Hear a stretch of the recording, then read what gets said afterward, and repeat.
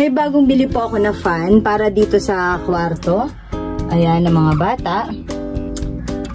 So, meron po kasi tayo ditong fan na ito kasi nasa 150 watts ang rated power. So, medyo mas malakas talaga sa kuryente, no? Then, ito po, nasa 15 watts lang. So, bukod sa may kapalitan po ito, ay mas makakatipid po pag ito yung gamit. Napakalayo ng diferensya. Nasa 135 watts din yung masisave natin, di ba? So, ito, mas maganda, bihira na lang gamitin. Then, ito yung mas laging gagamitin kasi mas tipid po sa kuryente. And, napakagaan po nito. Ayan, no? Kahit bata, kaya pong dalhin to. So, pwede nating dalhin yan kahit sa sala, diba? Or sa ibang kwarto. So, napakadali niyang bitbitin. Yan. Sa mga nagtitipid sa kuryente, nare-recommend ko yan, guys. At saka, very aesthetic din yung dating, no?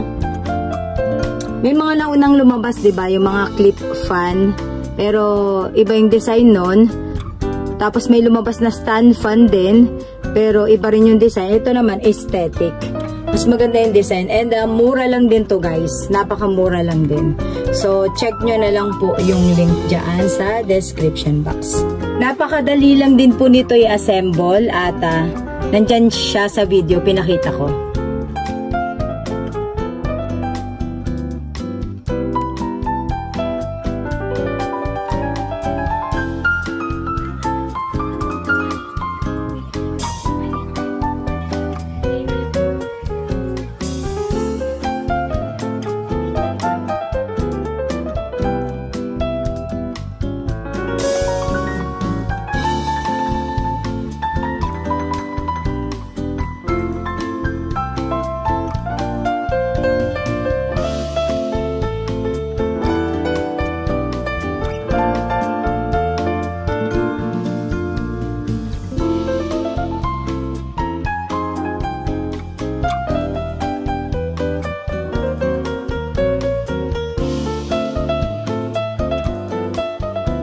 So ito guys, maganda rin kung gusto niyo naman ng malamig yung binubuga, lalagyan nyo lang to ng tubig kasi air cooler po ito.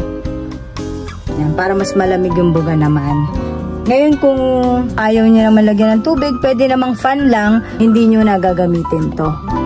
Okay, so dito lang tayo. Tsaka to. Okay?